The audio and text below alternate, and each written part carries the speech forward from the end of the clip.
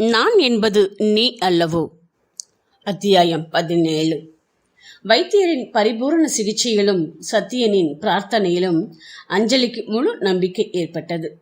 கண் பார்வை திரும்பிவிட வேண்டும் என்று அவளும் மனதார பிரார்த்தித்தாள். ஒரு மண்டல சிகிச்சை முடிய இன்னும் சில நாட்களே இருந்தது. அன்று கண் கட்டை அவிழ்க்கப் போகின்றார்கள். காலையிலிருந்தே அஞ்சலி பதற்றத்துடன் இருந்தாள். 10 மணிக்கு மேல்தான் வைத்தியர் வருவார் என்று அவளிடம் சொல்லியிருந்தான். குளித்துவிட்டு அவன் குடிலுக்கு வெளியே இருந்த விநாயகரை தரிசித்து விட்டு வந்தான்.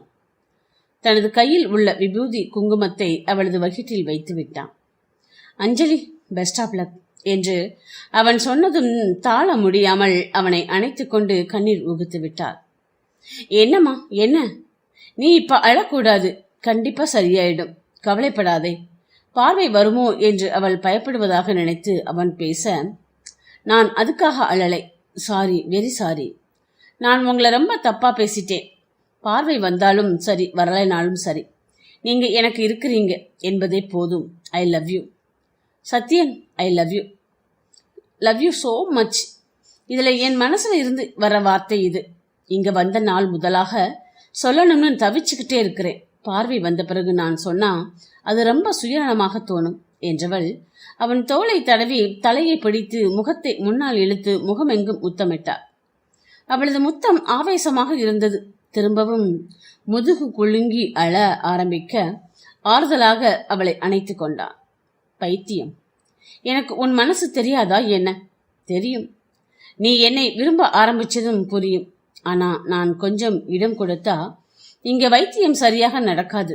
வைத்தியர் முதல்ல சொல்லும் போதே 48 நாளும் விரதம் இருந்து பிரம்மச்சரியம் கடைபிடிக்கணும்னு சொல்லிட்டாரு. அதனால தான் நான் எதையும் உன்கிட்ட காட்டிக்கல. இன்னும் ஒரே வாரம்தான், நல்லபடியாக குணமாகி நாம் வீட்டுக்கு போவோம். அதுக்கப்புறம் திகட்ட உன்னோட காதலை எனக்கு கொடு என்று கூறினான். கொஞ்ச நேரத்தில் வைத்தியர் வந்துவிட அவளது கண் கட்டு பிரிக்கப்பட்டது. மெல்ல நிதானமாக கண்களை திறந்து பாரு, அவசரமே வேண்டாம் என்று அவர் சொன்னபடியே செய்தாள். தனது கைகளை விரித்து அவள் முன்னால் காட்டி, தெரிகின்றதா என்று கேட்டார். மசமசவென்று தெரிகின்றது என்றதும் அவர் சந்தோஷித்தார். அடுத்தும் சில பரிசோதனைகள் செய்தார். இன்னும் 3 நாளைக்கு நான் தர்ற இந்த சொட்டு மருந்தை 1 மணி நேரத்திற்கு ஒரு தடவை கண்ணில் ஊற்றணும். அதை சரியாக செய்துவிட்டால் பார்வை நல்லபடியாக தெரிய ஆரம்பிச்சிடும் என்று கூறி அவன் கையில் கொடுத்தார். 1 மணி நேரத்திற்கு ஒருக்க செல்லில் அலாரம் வைத்து கவனமாக சொட்டு மருந்தை அவள் கண்களில் ஊற்றினான். பார்வை மெல்ல மெல்ல நன்றாக தெரிய ஆரம்பித்தது. 3 நாள் கழிந்ததும் அவளது முழு பார்வையும் திரும்பியது. ஒரு 2 மாசத்திற்கு கம்ப்யூட்டர், டிவி, செல் எதுவும் பார்க்கக்கூடாது. சூரிய ஒளியையும் நேரடியாக பார்க்கக்கூடாது. கருப்பு கூலிங் கிளாஸ் வாங்கி போட்டுக்கோங்க என்று கூறி ஒரு சில மருந்துகளும் கொடுத்தார். அவருக்கு நன்றி கூறி காலில் விழுந்து வணங்கி ஆசீர்வாதம் பெற்றுக்கொண்டு கிளம்பினர். காரில் சென்னைக்கு திரும்பும் போது நடந்தது எல்லாம் கனவு போல தோன்றியது. ஏற்கனவே வசந்தனுக்கு ஃபோன் பண்ணி சொல்லியிருந்தனர். அவர்களின் வரவை அவளோடு எதிர்பார்த்து கொண்டே இருந்தனர் வீட்டினர். அம்மா என்று இறங்கிய மகளை வசுந்தரா அணைத்து கொண்டார். சற்று நேரம் அம்மாவும் மகளும் அழுகையில் கரைந்தனர். வசந்தன் சத்யனின் கையை பிடித்து, எப்படி சொல்றதுன்னு தெரியல, தேங்க்ஸ் என்று கண் கலங்க கூறினான். வீட்டிற்குள் வந்ததும் மகனிடம் எல்லா விவரமும் கேட்டு தெரிந்து கொண்டு சந்தோஷத்தில் மருமகனின் காலில் விழப்போனார் வசுந்தரா. பதறி விலகிய சத்யன், அத்தை, என்ன இது? இது என்னோட கடமை. அவ யாரு? என்னுடைய ஒய்ஃப். அவளுக்கு செய்ய நான் கடமைப்பட்டவன் என்றான். எனக்கு இன்னைக்கு ஒரு நாள் கம்ப்ளீட் ரெஸ்ட் வேணும். நான் தூங்க போறேன். நாளைக்கு ஆபீஸ் போறத பத்தி பேசலாம் என்றவன் மாடி ஏறி குளித்துவிட்டு படுக்கையில் விழுந்து விட்டான். அஞ்சலி அம்மா அண்ணனுடன் பேசிக்கொண்டே இருந்தாள். 2-3 மாசம் கூட கேர்ஃபுல்லாக இருக்க சொல்லி இருக்கிறாங்க. அதுக்கப்புறம் நார்மலாக நாம வேலை கூட செய்யலாம். 6 மாசம் கூட கம்ப்யூட்டர், டிவி பார்க்காமல் இரு, அதற்கு அப்புறம் பார்த்துக்கலாம். இப்ப என்ன அவசரம் என்றார் வசுந்தரா. வசந்த், இவங்க 2 பேர் கல்யாணமும் அவசரத்திற்காக நடந்தது. முறைப்படி கோவிலில் வைத்து நல்லபடியாக கல்யாணம் பண்ணலாமா? நீ மாப்பிள்ளை கிட்ட கேட்டு சொல்லு என்றாள் அம்மா. ஆமாம்மா, நீ சொல்றதும் சரிதான். மாப்பிள்ளை கிட்ட பேசுவோம். அஞ்சலி, நிறைய கோவிலில் வேண்டுதல் இருக்குது. 1 மாசம் ஆனதும் நாம 2 பேரும் சேர்ந்து போய் நிறைவேற்றலாம். மகிழ்ச்சியுடன் எல்லா விஷயங்களையுமே பேசினர். ஆனால் அஞ்சலியின் மனதில் மட்டும் வேறு ஒரு எண்ணம் ஓடிக்கொண்டிருந்தது.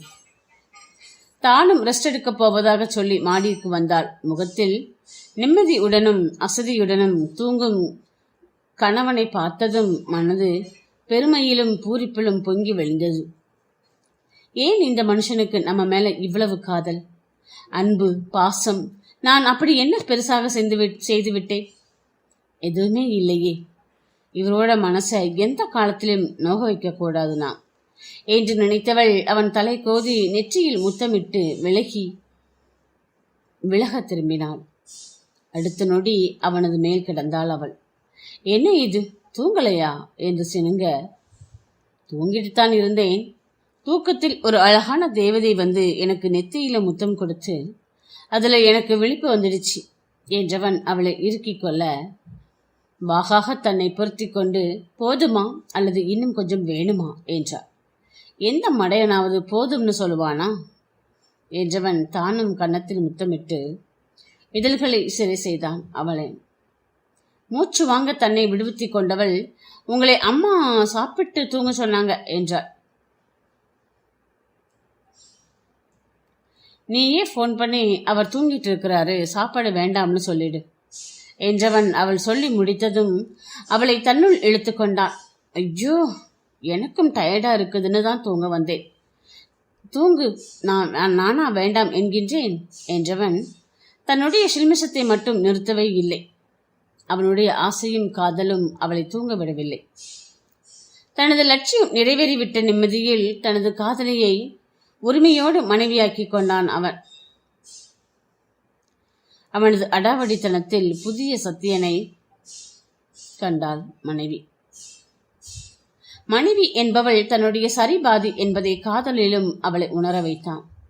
தெரியாததை கற்றுக் கொடுத்து தெரிந்ததை கற்றுக்கொள்ளச் செய்து அவளுடைய சந்தோஷத்தையும் தன்னுடைய திருப்தியையும் அவள் தெரியும்படியே செய்தான். தூக்கத்திலும் தன்னை விடாது பிடித்து கொண்டு தூங்கும் கணவனை பார்த்து அவளது மனம் நிறைந்து போயிற்று. மறுநாள் வசந்தன் வசுந்தராவின் ஆசைக்கு சரி என்றான். ஏதாவது ஒரு பெரிய கோவிலில் வைத்து கல்யாணம் பண்ணிட்டு ஹோட்டலில் ரிசப்ஷன் கொடுத்து விடலாம் என்று முடிவெடுத்தனர். அஞ்சலி தனியாக கணவனரிடம் அத்தை மாமா கிட்ட சொல்ல வேண்டாமா என்று கேட்டார். சொல்லணும், சொல்லிக்கிறேன் என்று முடித்து விட்டார். அஞ்சலி, ரொம்ப நாளாச்சு, நான் ஆபீஸ் இன்னைக்கு போயிட்டு வந்துடுறேன் சொல்லிவிட்டு அவன் கிளம்பி செல்லவும் அஞ்சலி தனியாக ஆட்டோ பிடித்து அவனது வீட்டிற்கு சென்றாள். வீடு தேடி வந்தவளை வா என்று வரவேற்க மனமில்லாமல் மௌனமாக இருந்தனர் வளர்மதி, பாலச்சந்திரன் தம்பதியினர். அத்தை மாமா, நீங்க என்னை மன்னிக்கணும். உங்களுக்கு வாக்கு கொடுத்தபடி என்னால நடக்க முடியலை. எதிர்பாராமல் என்னென்னமோ நடந்துடுச்சு. அன்னைக்கு ஹாஸ்பிட்டல்ல நடந்த கல்யாணம் என்னோட நலனை கருதி அவசரமாக நடந்தது.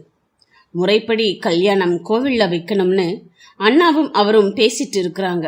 அதுக்கு உங்களை கூப்பிடத்தான் நான் நேர்ல வந்தேன். நடந்தது நடந்துடுச்சு, இனி எதையும் மாற்ற முடியாது என்கின்ற திமிரிலையோ அல்லது தைரியத்திலேயோ நான் பேச வரலை. எங்களை மன்னித்து நீங்க ஏத்துக்கிடணும்னு உங்களை வேண்டி கேட்டுட்டு போகலாம்னு வந்தேன். உங்க மகனால் தான் பறிப்போன என் பார்வை திரும்ப கிடைத்தது. என்னை பொறுத்த அளவுல அவர் பேச்சுக்கு மறுபேச்சு என்கிட்ட கிடையாது.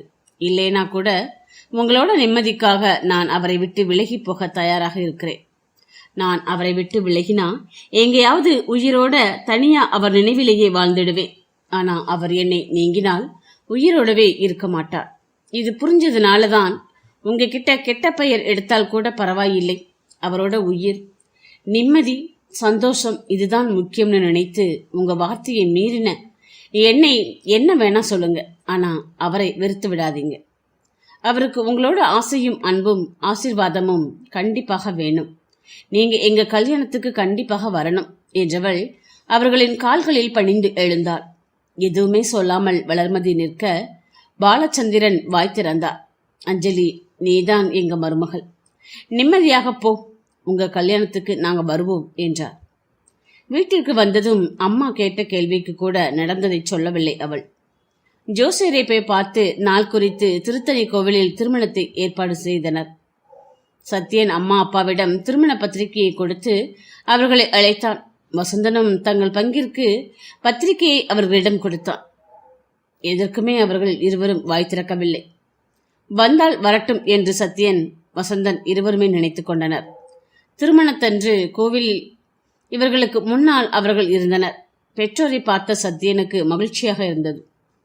அப்பா, நான் உங்களை எதிர்பார்க்கவே இல்லை, ரொம்ப சந்தோஷமா இருக்குப்பா என்றவனுக்கு, போடா, நீ கூப்பிட்டா நாங்க வந்தோம், என் மருமக வந்து கூப்பிட்டாளா, அவளுக்காகத்தான் வந்தோம். என்னம்மா மருமகளே, எப்படி இருக்க என்று பாலச்சந்திரன் வினவ அஞ்சலி முகம் சிவக்க தலையாட்டினார். சம்மந்தி அம்மா நல்லா இருக்கீங்களா என்ற வளர்மதி வசுந்தராவின் கையை பிடித்து கொண்டாள்.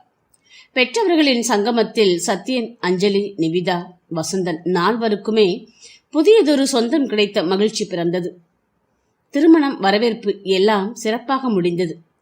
அஞ்சலி சத்யனுடன் அவர்களது சொந்த வீட்டிற்குள் மருமகளாக நுழைந்து விட்டார். அவர்கள் இருந்த பங்களாவை நிவிதா, வசந்தன் தம்பதியினருக்கு கொடுத்து விட்டனர்.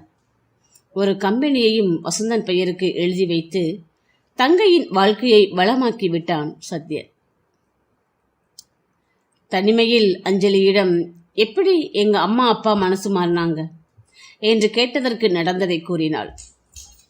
பரவாயில்லையே, நான் என்பது நீதான்னு அவங்களுக்கு எப்படியோ புரிய வச்சிட்டியே, கெட்டிக்காரிதான் என்றவன் ஆசையுடன் அவளை அணைத்துக் கொண்டான்.